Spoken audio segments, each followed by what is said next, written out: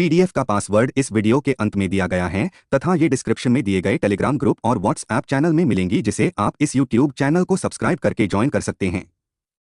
आधुनिक भारत का इतिहास, मॉडर्न इंडियन हिस्ट्री, 18वीं शताब्दी से लेकर स्वतंत्रता प्राप्ति तक के समय को कवर करता है। यह भारतीय उपमहाद्वीप पर ब्रिटिश उपनिवेशवाद की स्थापना, भारतीय समाज में विभिन्न सुधार आंदोलनों, स्वतंत्रता संग्राम और स्वतंत्रता के बाद के सामाजिक-आर्थिक परिवर्तनों से संबंधित है। यूपीएससी परीक्षा के लिए आधुनिक भारतीय इतिहास का विस्तृत अध्ययन अत्यंत महत्वपूर्ण है। यहाँ आधुनिक इतिहास के प्रमुख विषयों का विस्तृत विवरण प्रस्तुत किया गया है। 1. ब्रिटिश ईस्ट इंडिया कंपनी का आगमन और भारत में उनका विस्तार। पुर्तगालियों का आगमन 1498। भारत में सबसे पहले यूरोपीय लोगों में पुर्तगाली शामिल थे, जिनका नेतृत्व वास्को डी गामा ने किया था। उनका मुख्य उद्देश्य भारत से मसालों का व्यापार करना था। ब्रिटिश ईस्ट इंडिया कंपनी का आगमन 1600 में ब्रिटिश ईस्ट इंडिया कंपनी को भारत में व्यापार करने का अधिकार प्राप्त हुआ। कंपनी ने धीरे धीरे अपने व्यापार को भारत के विभिन्न हिस्सों में फैलाया। प्लासी की लड़ाई 1757। यह युद्ध ब्रिटिश ईस्ट इंडिया कंपनी और बंगाल के नवाब सिराजुद्दौला के बीच लड़ा गया। इस युद्ध में कंपनी की विजय ने बंगाल पर ब्रिटिश सत्ता की नींव रखी। बक्सर की लड़ाई 1764। इस युद्ध में ब्रिटिशों ने बंगाल, अवध और मुगलों की संयुक्त सेनाओं को हराया। इसके बाद कंपनी को बंगाल, बिहार और उड़ीसा के दीवानी अधिकार, राजस्व संग्रहण का अधिकार मिल गए। 2. ब्रिटिश शासन की स्थापना और प्रशासनिक सुधार। Regulating act 1773। इस अधिनियम के तहत बंगाल के गवर्नर जनरल का पद बनाया गया और कंपनी के अधिकारियों पर नियंत्रण रखा गया। यह ब्रिटिश संसद द्वारा भारत में कंपनी के शासन को नियंत्रित करने की पहली कोशिश थी। Pitt's India act 1784। इस अधिनियम के माध्यम से ब्रिटिश सरकार ने कंपनी के व्यापारिक और प्रशासनिक कार्यों को अलग किया।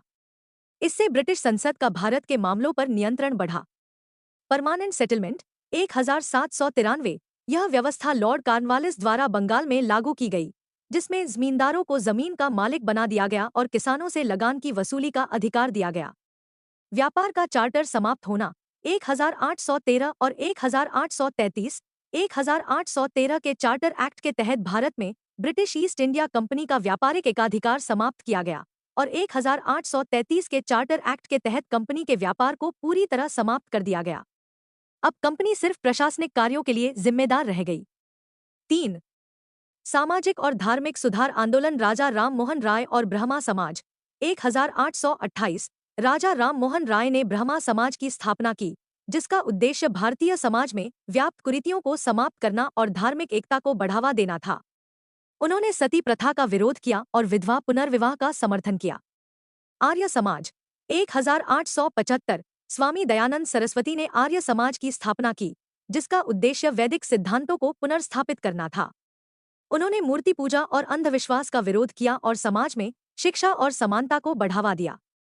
रामकृष्ण मिशन 1897। स्वामी विवेकानंद ने रामकृष्ण मिशन की स्थापना की, जिसका उद्देश्य सेवा और समाज कल्याण था।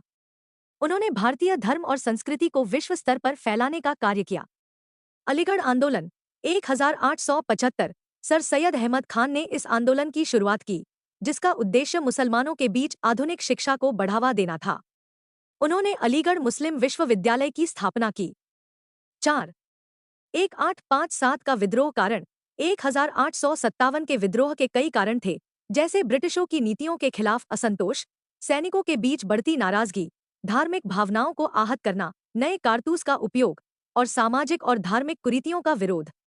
विद्रोह का नेतृत्व। इस विद्रोह का नेतृत्व विभिन्न भारतीय शासकों और सैनिकों ने किया, जिनमें झांसी की रानी लक्ष्मीबाई, कानपुर के नाना साहेब, बिहार के कुंवर सिंह और दिल्ली के बहादुर शाह जफर शामिल थे।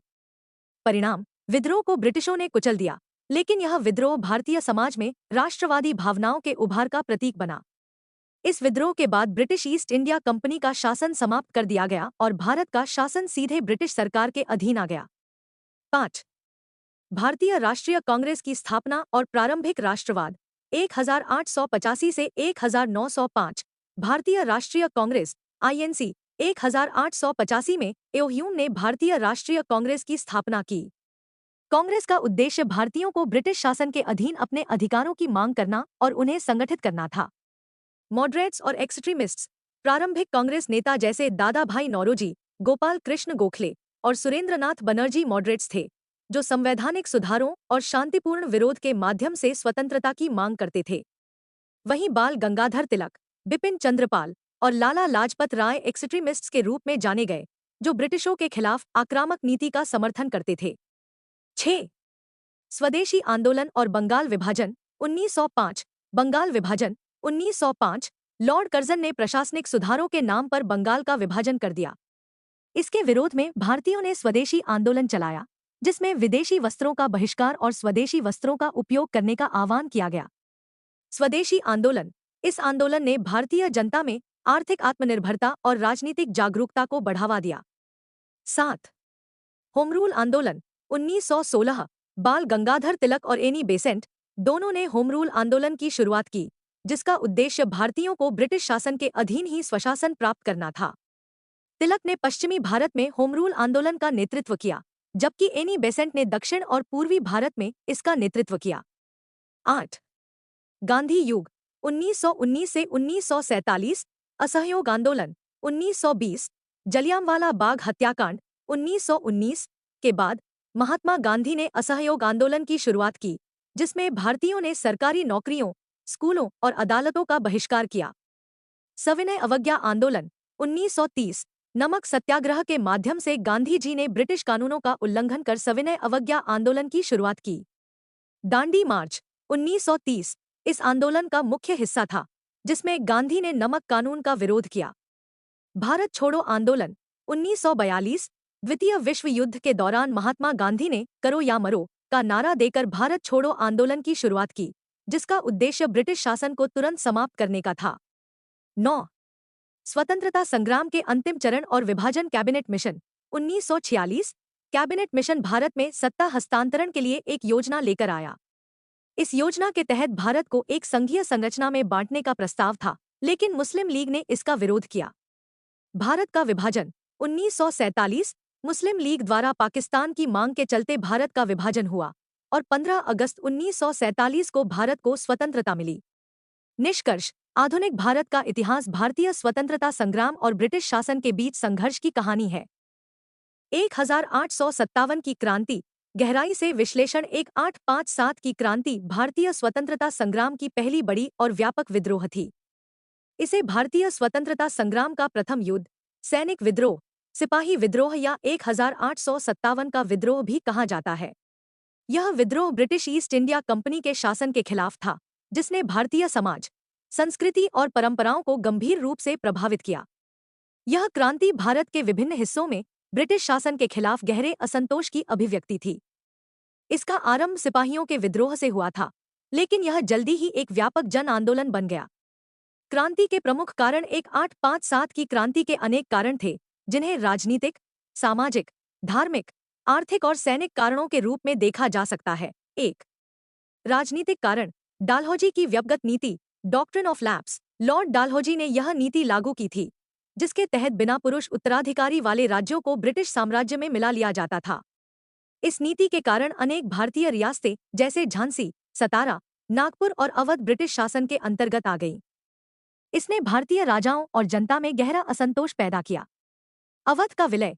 1856 में ब्रिटिशों ने अवध राज्य का विलय कर लिया, जो एक संपन्न राज्य था।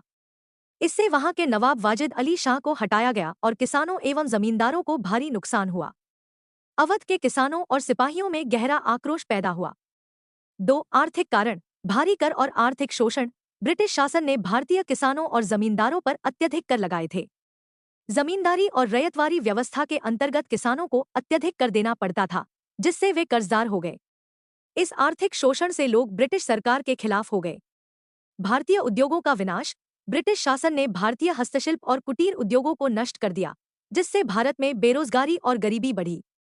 ब्रिटिश माल के आगमन से भारतीय कारीगर और शिल्पकार बर्बाद हो गए। 3. सामाजिक और धार्मिक कारण। धार्मिक हस्तक्षेप। ब्रिटिश सरकार द्वारा किए गए धार्मिक हस्तक्षेपों से भारतीय जनता में असंतोष बढ़ा। अंग्रेज मिशनरियों ने ईसाई धर्म का प्रचार किया, जिससे भारतीयों को यह लगा कि ब्रिटिश सरकार उनकी धार्मिक परंपराओं को नष्ट करने का प्रयास कर रही है। सती प्रथा और बाल विवाह पर रोक। ब्रिटिश सरकार द्वारा सती प्रथा और बाल विवाह जैसी प्रथाओं पर रोक लगाने से पारंपरिक भारतीय समाज में असंतोष फैला। यह माना जाने लगा कि ब्रिटिश सरकार भारतीय परंपराओं और रीति रिवाजों में दखल दे रही है। 4. सैनिक कारण। सैनिकों के प्रति दुर्व्यवहार। ब्रिटिश ईस्ट इंडिया कंपनी की सेना में अधिकांश भारतीय सैनिक थे। इन सैनिकों को कम वेतन और खराब सुविधाएं दी जाती थी। इसके अलावा उच्च पदों पर केवल ब्रिटिश अधिकारी होते थे, जिससे भारतीय सैनिकों में असंतोष फैला। चर्बी वाले कारतूस। क्रांति का तत्काल कारण 1857 में एनफील्ड राइफल के लिए नए कारतूसों का प्रयोग था। यह अफवाह फैली कि इन कारतूसों पर गाय और सुअर की चर्बी लगी होती है, जिसे मुंह से काटना पड़ता था। हिंदू सैनिक गाय की चर्बी और मुस्लिम सैनिक सुअर की चर्बी को अपवित्र मानते थे। इस कारण सैनिकों ने इसे अपनी धार्मिक भावनाओं का अपमान माना और विद्रोह कर दिया। क्रांति की शुरुआत और प्रमुख घटनाएं। 1. मेरठ से विद्रोह की शुरुआत। 10 मई 1857। 10 मई 1857 को मेरठ में भारतीय सैनिकों ने विद्रोह का बिगुल फूंका। उन्होंने ब्रिटिश अधिकारियों पर हमला किया और जेल से अपने साथियों को रिहा किया। इसके बाद विद्रोही सैनिक दिल्ली की ओर बढ़े। 2. दिल्ली पर कब्जा। मेरठ से दिल्ली पहुंचे विद्रोहियों ने दिल्ली पर कब्जा कर लिया और अंतिम मुगल सम्राट बहादुर शाह जफर को अपना नेता घोषित किया। दिल्ली क्रांति का प्रमुख केंद्र बन गई। दिल्ली पर कब्जे ने विद्रोह को एक बड़ा प्रतीकात्मक महत्व दिया। 3. लखनऊ और कानपुर में विद्रोह। अवध के विद्रोही नवाब वाजिद अली शाह के समर्थन में लखनऊ में भी विद्रोह फैल गया। लखनऊ में क्रांति का नेतृत्व बेगम हजरत महल ने किया। कानपुर में नाना साहेब ने विद्रोह का नेतृत्व किया और ब्रिटिश सेना को हराया। नाना साहेब ने कानपुर में ब्रिटिश किले पर कब्जा किया और स्वयं को पेशवा घोषित किया। 4. झांसी की रानी लक्ष्मीबाई। झांसी की रानी लक्ष्मीबाई इस क्रांति की सबसे प्रमुख और वीरांगना योद्धा मानी जाती है। उन्होंने ब्रिटिशों से अपनी झांसी को बचाने के लिए साहसपूर्वक संघर्ष किया। उन्होंने ग्वालियर के युद्ध में अंग्रेजों के खिलाफ वीरगति प्राप्त की। 5. बिहार में कुंवर सिंह का नेतृत्व। बिहार में वीर कुंवर सिंह ने क्रांति का नेतृत्व किया। वे 80 वर्ष की उम्र में भी ब्रिटिश सेना के खिलाफ बहादुरी से लड़े और कई जीतें हासिल की। क्रांति का दमन 1857 की क्रांति शुरुआती दौर में सफल रही, लेकिन ब्रिटिश सरकार ने धीरे धीरे इसे दबा दिया। ब्रिटिश सेना ने अपनी रणनीति बदलकर विद्रोहियों के प्रमुख केंद्रों को एक एक करके जीत लिया। दिल्ली पर पुनः कब्जा। सितंबर 1857 में ब्रिटिश सेना ने दिल्ली पर पुनः कब्जा कर लिया और बहादुर शाह जफर को बंदी बना लिया गया। बाद में उन्हें रंगून निर्वासित कर दिया गया। लखनऊ और कानपुर में ब्रिटिश विजय। लखनऊ और कानपुर पर भी ब्रिटिशों ने पुनः कब्जा कर लिया। नाना साहेब और बेगम हजरत महल को भी हार का सामना करना पड़ा। झांसी का पतन। झांसी की रानी लक्ष्मीबाई वीरतापूर्वक लड़ी, लेकिन अंग्रेजों से हार गईं। उनके निधन के बाद झांसी पर ब्रिटिशों ने कब्जा कर लिया। 1857 की क्रांति की असफलता के कारण 1. समन्वय की कमी। क्रांति विभिन्न क्षेत्रों में फैली, लेकिन इसमें समन्वय की कमी थी। विद्रोहियों के पास एक मजबूत केंद्रीय नेतृत्व नहीं था, जो पूरे आंदोलन को एकजुट कर सके। 2. आधुनिक हथियारों की कमी। विद्रोहियों के पास ब्रिटिश सेना की तरह आधुनिक हथियार और गोला बारूद नहीं थे। ब्रिटिश सेना तकनीकी रूप से कहीं अधिक सशक्त थी। 3. स्थानीय समर्थन की कमी। कई भारतीय रियासतों ने ब्रिटिशों का समर्थन किया। हैदराबाद, ग्वालियर, कश्मीर और नेपाल ने ब्रिटिश सेना की मदद की, जिससे विद्रोहियों की शक्ति कमजोर पड़ी। 4. ब्रिटिश शक्ति का संगठन। ब्रिटिश सेना ने विद्रोह को दबाने के लिए एक संगठित और कुशल रणनीति अपनाई। उन्होंने बड़ी संख्या में भारतीय सिपाहियों को विद्रोहियों के खिलाफ इस्तेमाल किया। 5. सामाजिक और धार्मिक विभाजन। भारतीय समाज जाति, धर्म और क्षेत्रीय आधार पर विभाजित था, जिससे विद्रोहियों को एकजुट समर्थन नहीं मिल सका। मुस्लिम और हिंदू सैनिकों के बीच भी विभाजन था। 1857 की क्रांति के परिणाम। 1. ब्रिटिश शासन में बदलाव। 1857 की क्रांति के बाद ब्रिटिश ईस्ट इंडिया कंपनी का शासन समाप्त कर दिया गया और भारत सीधे ब्रिटिश क्राउन के अधीन आ गया। 1858 में भारत सरकार अधिनियम के तहत ब्रिटेन की महारानी विक्टोरिया ने भारत का नियंत्रण अपने हाथ में लिया। 2. सैन्य सुधार। ब्रिटिश सरकार ने भारतीय सेना में बड़े पैमाने पर सुधार किए। भारतीय सैनिकों की संख्या कम कर दी गई और ब्रिटिश सैनिकों की संख्या बढ़ा दी गई। भारतीय सैनिकों में धर्म और जाति के आधार पर विभाजन बढ़ाया गया, ताकि भविष्य में वे संगठित होकर विद्रोह न कर सकें। 3. राजनीतिक जागरूकता। 1857 की क्रांति ने भारतीयों में राजनीतिक जागरूकता को बढ़ावा दिया। यद्यपि यह विद्रोह असफल रहा, लेकिन इसने आने वाले वर्षों में भारतीय स्वतंत्रता संग्राम के लिए नींव तैयार की। महात्मा गांधी का भारतीय स्वतंत्रता संग्राम में योगदान अत्यंत महत्वपूर्ण और प्रभावशाली था। उनके नेतृत्व में भारतीय स्वतंत्रता आंदोलन ने एक नए मोड़ को प्राप्त किया, जिसमें अहिंसा और सत्याग्रह की रणनीतियों के माध्यम से ब्रिटिश साम्राज्य के खिलाफ लड़ाई लड़ी गई। गांधी जी का योगदान विभिन्न आंदोलनों और उनके सिद्धांतों के आधार पर समझा जा सकता है। आइए उनके योगदान को विस्तार से समझते हैं। 1. प्रारंभिक जीवन और दक्षिण अफ्रीका का अनुभव। गांधी जी का जन्म 2 अक्टूबर 1869 को गुजरात के पोरबंदर में हुआ था। वे कानून की पढ़ाई के लिए इंग्लैंड गए और 1893 में दक्षिण अफ्रीका में एक भारतीय फर्म के लिए वकील बने। दक्षिण अफ्रीका में उन्होंने नस्लीय भेदभाव का सामना किया, जिसने उनके जीवन को बदल दिया। उन्होंने वहां भारतीयों के अधिकारों के लिए संघर्ष किया और सत्याग्रह, अहिंसक प्रतिरोध की रणनीति को विकसित किया। दक्षिण अफ्रीका में उनके संघर्षों ने उन्हें भारतीय स्वतंत्रता संग्राम में महत्वपूर्ण भूमिका निभाने के लिए प्रेरित किया। 2. भारत में वापसी और प्रारंभिक आंदोलन। 1915 से 1919। 1915 में गांधी जी भारत लौटे और भारतीय राष्ट्रीय आंदोलन में सक्रिय भूमिका निभाई। उन्होंने सबसे पहले चंपारण 1917 में किसानों के लिए संघर्ष किया, जो नील की खेती करने के लिए मजबूर थे। गांधी जी ने किसानों की समस्याओं को उजागर किया और सत्याग्रह के माध्यम से उनकी स्थिति में सुधार लाया। खेड़ा सत्याग्रह 1918 में भी गांधी जी ने किसानों के लिए संघर्ष किया, जो सूखे के कारण कर में छूट की मांग कर रहे थे। इस आंदोलन ने गांधी जी को भारतीय जनमानस में एक प्रमुख नेता के रूप में स्थापित किया। 3. असहयोग आंदोलन 1920 से 1922। जलियांवाला बाग हत्याकांड 1919 के बाद गांधी जी ने ब्रिटिश सरकार के खिलाफ असहयोग आंदोलन की शुरुआत की। इसका उद्देश्य ब्रिटिश शासन के खिलाफ व्यापक विरोध प्रकट करना था। गांधी जी ने लोगों से सरकारी नौकरियों, स्कूलों, कॉलेजों, अदालतों और विदेशी वस्त्रों का बहिष्कार करने की अपील की। उन्होंने स्वदेशी वस्त्रों का उपयोग करने और चरखा चलाने पर जोर दिया। इस आंदोलन ने भारतीय जनता को बड़े पैमाने पर राजनीतिक रूप से जागरूक किया और स्वतंत्रता संग्राम को व्यापक रूप से फैलाया। हालांकि चौरी चौरा घटना 1922 के बाद, जिसमें हिंसा हुई, गांधी जी ने असहयोग आंदोलन को स्थगित कर दिया, क्योंकि वे हिंसा के सख्त खिलाफ थे। 4. सविनय अवज्ञा आंदोलन 1930। ब्रिटिश सरकार के नमक कानून के खिलाफ गांधी जी ने 1930 में सविनय अवज्ञा आंदोलन की शुरुआत की। गांधी जी ने दांडी मार्च 1930 की, जिसमें वे साबरमती आश्रम से दांडी तक 240 मील पैदल चले और वहां समुद्र से नमक बनाकर कानून तोड़ा। इस आंदोलन ने ब्रिटिश शासन की नीतियों के खिलाफ व्यापक जन समर्थन जुटाया। देश भर में लोगों ने नमक कानून का उल्लंघन किया और विदेशी वस्त्रों का बहिष्कार किया। गांधी-इरविन समझौता 1931 के बाद गांधी जी ने आंदोलन को समाप्त किया और दूसरे गोलमेज सम्मेलन में भाग लिया। हालांकि यह सम्मेलन असफल रहा। 5. भारत छोड़ो आंदोलन 1942। द्वितीय विश्व युद्ध के दौरान, जब ब्रिटिश सरकार ने भारतीय नेताओं से बिना परामर्श किए भारत को युद्ध में शामिल किया, तो गांधी जी ने भारत छोड़ो आंदोलन की शुरुआत की। 8 अगस्त 1942 को मुंबई में कांग्रेस के अधिवेशन में गांधी जी ने करो या मरो का नारा दिया और ब्रिटिशों से तुरंत भारत छोड़ने की मांग की। इस आंदोलन के दौरान गांधी जी सहित कांग्रेस के सभी प्रमुख नेताओं को गिरफ्तार कर लिया गया, लेकिन देश भर में व्यापक पैमाने पर विरोध प्रदर्शन हुए। यह आंदोलन ब्रिटिश सरकार के खिलाफ भारतीय जनता की अंतिम निर्णायक लड़ाई थी। 6. अहिंसा और सत्याग्रह का सिद्धांत। गांधी जी के स्वतंत्रता संग्राम के प्रमुख हथियार थे अहिंसा और सत्याग्रह। उन्होंने हमेशा हिंसा का विरोध किया और शांतिपूर्ण तरीकों से संघर्ष को प्राथमिकता दी। उनका मानना था कि सत्याग्रह के माध्यम से व्यक्ति अपने अधिकारों की लड़ाई बिना किसी हिंसा के लड़ सकता है।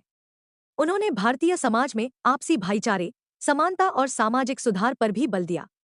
7. सामाजिक सुधार और हरिजन आंदोलन। गांधी जी ने भारतीय समाज में जाति व्यवस्था और छुआछूत के खिलाफ भी आवाज उठाई। उन्होंने दलितों को हरिजन, भगवान के लोग नाम दिया और उनके उत्थान के लिए संघर्ष किया। उन्होंने समाज में आपसी समरसता और समानता लाने के लिए कई प्रयास किए।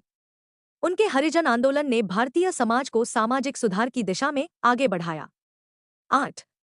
स्वराज की अवधारणा। गांधी जी का मुख्य उद्देश्य था स्वराज, स्वशासन, जिसमें न केवल राजनीतिक स्वतंत्रता बल्कि सामाजिक और आर्थिक स्वतंत्रता भी शामिल थी। वे चाहते थे कि भारत अपने आत्मनिर्भरता और स्वदेशी सिद्धांतों के आधार पर विकास करे।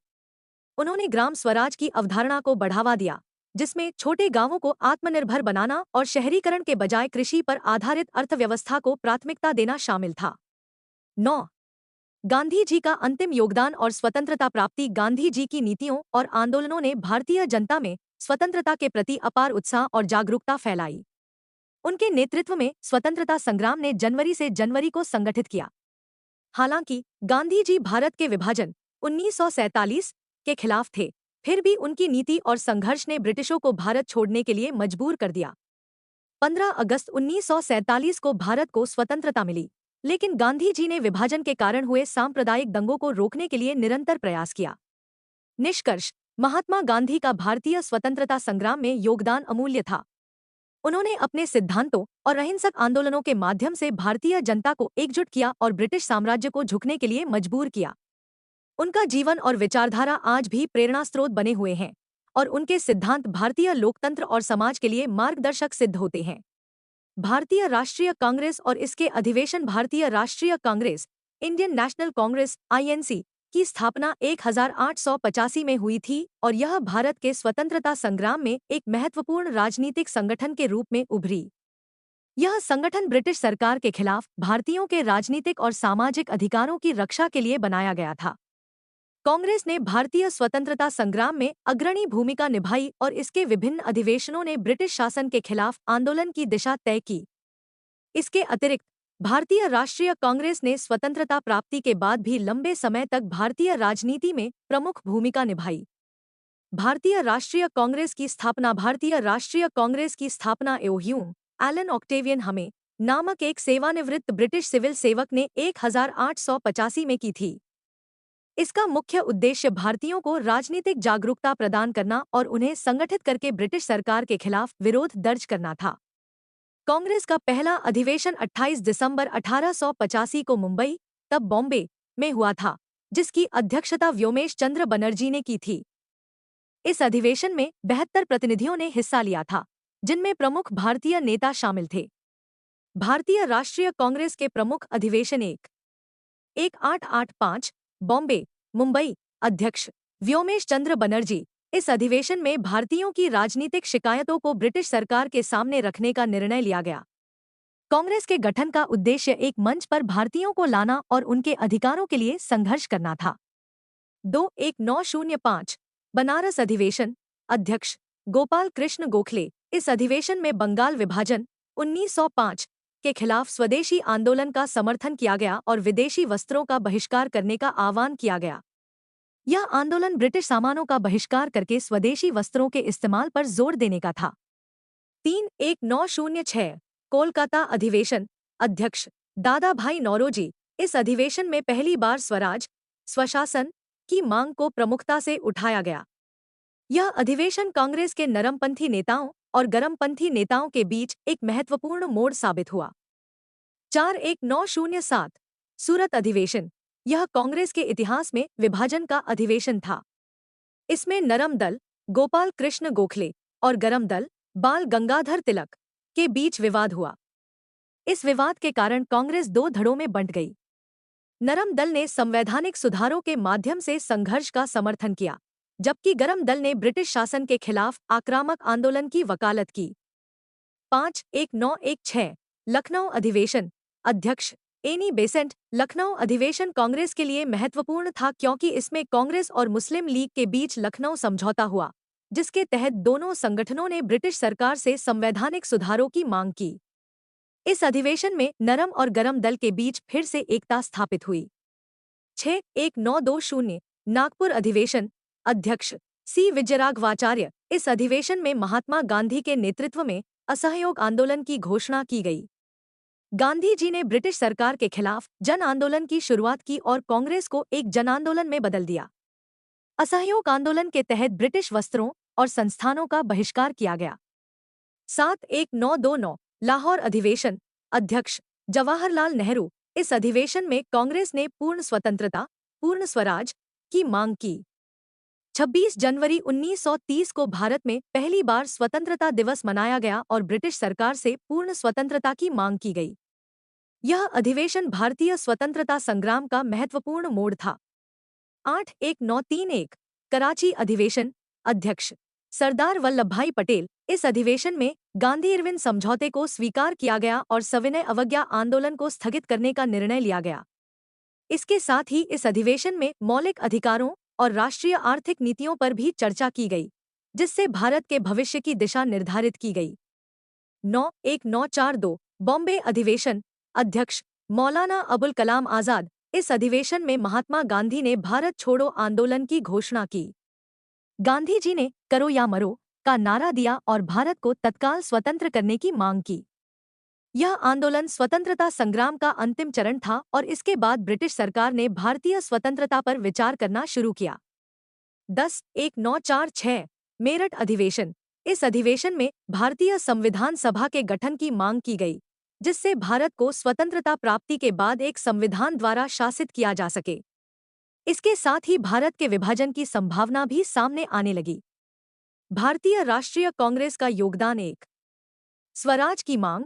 भारतीय राष्ट्रीय कांग्रेस ने सबसे पहले स्वराज की मांग की और इसके बाद पूर्ण स्वराज की दिशा में संघर्ष किया। यह मांग 1906 के कोलकाता अधिवेशन से शुरू हुई और 1929 के लाहौर अधिवेशन में पूर्ण स्वराज की घोषणा हुई। 2 सत्याग्रह और असहयोग आंदोलन। महात्मा गांधी के नेतृत्व में कांग्रेस ने अहिंसा और सत्याग्रह के सिद्धांतों को अपनाया। असहयोग आंदोलन, सविनय अवज्ञा आंदोलन और भारत छोड़ो आंदोलन कांग्रेस के प्रमुख आंदोलन थे, जिन्होंने स्वतंत्रता की दिशा में महत्वपूर्ण भूमिका निभाई। 3 धार्मिक एकता और सांप्रदायिकता का विरोध। कांग्रेस ने स्वतंत्रता संग्राम के दौरान धार्मिक एकता को बनाए रखने का प्रयास किया और सांप्रदायिकता के खिलाफ संघर्ष किया। इसके अधिवेशनों में विभिन्न धर्मों और समुदायों के नेताओं ने हिस्सा लिया। 4 स्वदेशी और आर्थिक स्वतंत्रता। कांग्रेस ने स्वदेशी आंदोलन का नेतृत्व किया और भारतीयों से ब्रिटिश वस्त्रों का बहिष्कार कर स्वदेशी वस्त्रों और उत्पादों का इस्तेमाल करने का आह्वान किया। 5 आधुनिक भारत की नींव। भारतीय राष्ट्रीय कांग्रेस ने स्वतंत्रता प्राप्ति के बाद एक आधुनिक और लोकतांत्रिक भारत के निर्माण की दिशा में भी कार्य किया। स्वतंत्रता के बाद भारत का संविधान तैयार करने में कांग्रेस की महत्वपूर्ण भूमिका रही। निष्कर्ष, भारतीय राष्ट्रीय कांग्रेस भारत के स्वतंत्रता संग्राम का प्रमुख राजनीतिक संगठन था, जिसने देश के विभिन्न हिस्सों में ब्रिटिश शासन के खिलाफ जन जागरूकता फैलाने और स्वतंत्रता आंदोलन को दिशा देने में महत्वपूर्ण योगदान दिया। इसके विभिन्न अधिवेशनों में पारित प्रस्तावों ने ब्रिटिश सरकार के खिलाफ संघर्ष को संगठित और प्रेरित किया। महात्मा गांधी, जवाहरलाल नेहरू, सरदार पटेल, बाल गंगाधर तिलक, लाला लाजपत राय जैसे महान नेताओं के नेतृत्व में कांग्रेस ने भारतीय स्वतंत्रता संग्राम को गति दी। कांग्रेस की भूमिका भारतीय स्वतंत्रता संग्राम के इतिहास में सबसे महत्वपूर्ण है।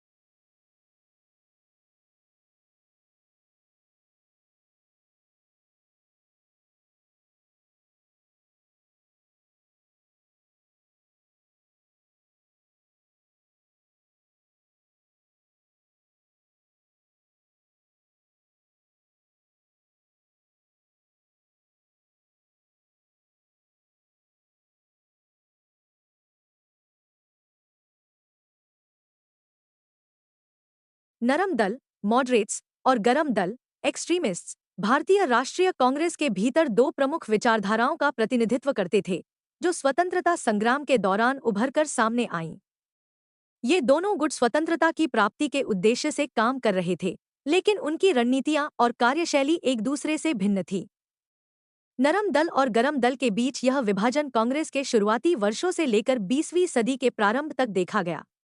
नरम दल, मॉडरेट्स, नरम दल का नेतृत्व भारतीय राष्ट्रीय कांग्रेस के प्रारंभिक नेताओं ने किया, जो संवैधानिक सुधारों के माध्यम से ब्रिटिश सरकार से भारतीयों के अधिकारों की रक्षा करना चाहते थे। उनका विश्वास था कि ब्रिटिश शासन में सुधार लाकर भारतीयों की स्थिति को बेहतर बनाया जा सकता है। प्रमुख विशेषताएं। 1 संवैधानिक सुधार। नरम दल का मानना था कि ब्रिटिश शासन संवैधानिक सुधारों के माध्यम से भारतीयों की समस्याओं का समाधान कर सकता है। वे ब्रिटिश सरकार से याचिकाओं और पत्रों के माध्यम से सुधारों की मांग करते थे। 2 ब्रिटिश शासन में आस्था। नरम दल के नेता ब्रिटिश शासन में आस्था रखते थे और उन्हें विश्वास था कि ब्रिटिश सरकार भारतीयों के साथ न्याय करेगी और धीरे धीरे स्वशासन सेल्फ गवर्नमेंट की ओर बढ़ेगी। 3. शांतिपूर्ण आंदोलन। नरम दल का दृष्टिकोण शांतिपूर्ण और अहिंसात्मक था। वे संवैधानिक, कानूनी और संवाद के माध्यम से अपने अधिकारों के लिए संघर्ष करना चाहते थे। उनका विश्वास था कि भारतीयों को धीरे धीरे स्वशासन का अधिकार प्राप्त होगा। 4. प्रतिनिधित्व की मांग। नरम दल ने ब्रिटिश भारतीय विधान परिषदों में भारतीयों के अधिक प्रतिनिधित्व की मांग की। वे सरकार की नीतियों में सुधार और भारतीयों के लिए अधिक प्रशासनिक अवसरों की मांग कर रहे थे। 5. प्रमुख नेता। दादा भाई नौरोजी। वे नरम दल के सबसे प्रमुख नेताओं में से एक थे और उन्होंने ब्रिटिश संसद में भारतीयों के अधिकारों की बात रखी। उन्होंने ड्रेन थ्योरी, भारत से ब्रिटेन के आर्थिक शोषण का सिद्धांत, को प्रस्तुत किया। गोपाल कृष्ण गोखले। गोखले नरम दल के दूसरे प्रमुख नेता थे, जो ब्रिटिश शासन में आस्था रखते थे और संवैधानिक सुधारों के समर्थक थे। फिरोज शाह मेहता। वे भी नरम दल के वरिष्ठ नेताओं में से एक थे, जो संवैधानिक सुधारों के माध्यम से भारतीयों के हितों की रक्षा करना चाहते थे। गरम दल एक्सट्रीमिस्ट्स। गरम दल का उदय कांग्रेस के भीतर उस समय हुआ जब कुछ युवा और उग्रवादी नेता यह महसूस करने लगे कि केवल संवैधानिक सुधारों के माध्यम से स्वतंत्रता प्राप्त नहीं की जा सकती। उनके अनुसार ब्रिटिश शासन को भारत से पूरी तरह से हटाने के लिए आक्रामक आंदोलन की आवश्यकता थी। प्रमुख विशेषताएं। 1. स्वराज की मांग। गरम दल के नेताओं का मानना था कि भारतीयों को पूर्ण स्वतंत्रता, स्वराज, की मांग करनी चाहिए, न कि केवल ब्रिटिश सरकार से संवैधानिक सुधारों की। उनका उद्देश्य ब्रिटिश शासन को उखाड़ फेंकना था। 2. आक्रामक आंदोलन। गरम दल ने अहिंसा के बजाय आक्रामक और प्रत्यक्ष आंदोलन का समर्थन किया। वे ब्रिटिश शासन के खिलाफ जन आंदोलन और जन विरोध के पक्षधर थे। वे विदेशी वस्त्रों और उत्पादों के बहिष्कार, करों का भुगतान न करने और सरकारी संस्थानों का बहिष्कार करने की नीति का समर्थन करते थे। 3. तत्काल स्वतंत्रता। गरम दल का मानना था कि भारत को तुरंत स्वतंत्र होना चाहिए और इसके लिए वे ब्रिटिश सरकार पर दबाव बनाना चाहते थे। उनका दृष्टिकोण नरम दल के नेताओं की तुलना में अधिक आक्रामक था। 4. विदेशी शासन का विरोध। गरम दल ने ब्रिटिश शासन का विरोध करते हुए विदेशी सामानों का बहिष्कार और स्वदेशी वस्त्रों का उपयोग करने पर जोर दिया। उन्होंने आर्थिक बहिष्कार के साथ साथ राजनीतिक बहिष्कार की भी वकालत की। 5. प्रमुख नेता। बाल गंगाधर तिलक। गरम दल के सबसे प्रमुख नेता थे, जिन्होंने स्वराज, स्वशासन, की मांग की और कहा, स्वराज मेरा जन्मसिद्ध अधिकार है और मैं इसे लेकर रहूंगा। लाला लाजपत राय। वे पंजाब के उग्रवादी नेता थे, जिन्होंने ब्रिटिश सरकार के खिलाफ आक्रामक आंदोलन की वकालत की। बिपिन चंद्रपाल। बिपिन चंद्रपाल गरम दल के नेताओं में से एक थे, जिन्होंने स्वदेशी और स्वराज की अवधारणा को बढ़ावा दिया। नरम दल और गरम दल के बीच विभाजन। भारतीय राष्ट्रीय कांग्रेस में नरम दल और गरम दल के बीच मतभेद 1907 में सूरत अधिवेशन के दौरान खुलकर सामने आए। नरम दल संवैधानिक सुधारों और ब्रिटिश सरकार के साथ संवाद के माध्यम से काम करना चाहता था, जबकि गरम दल ब्रिटिश सरकार के खिलाफ आक्रामक आंदोलन के पक्ष में था। इन मतभेदों के कारण कांग्रेस दो धड़ों में बंट गई, नरम दल और गरम दल। हालांकि बाद में दोनों गुटों ने अपने मतभेदों को समाप्त कर एकजुटता दिखाई और स्वतंत्रता संग्राम के लिए मिलकर कार्य किया। निष्कर्ष। नरम दल और गरम दल के बीच भले ही कार्यशैली और दृष्टिकोण में अंतर रहा हो, लेकिन दोनों का उद्देश्य एक ही था, भारत की स्वतंत्रता। नरम दल ने शांतिपूर्ण और संवैधानिक सुधारों के माध्यम से संघर्ष किया, जबकि गरम दल ने आक्रामक और प्रत्यक्ष आंदोलन का मार्ग अपनाया। दोनों गुटों का स्वतंत्रता संग्राम में महत्वपूर्ण योगदान रहा और अंततः दोनों ने मिलकर भारत की स्वतंत्रता के लिए संघर्ष किया।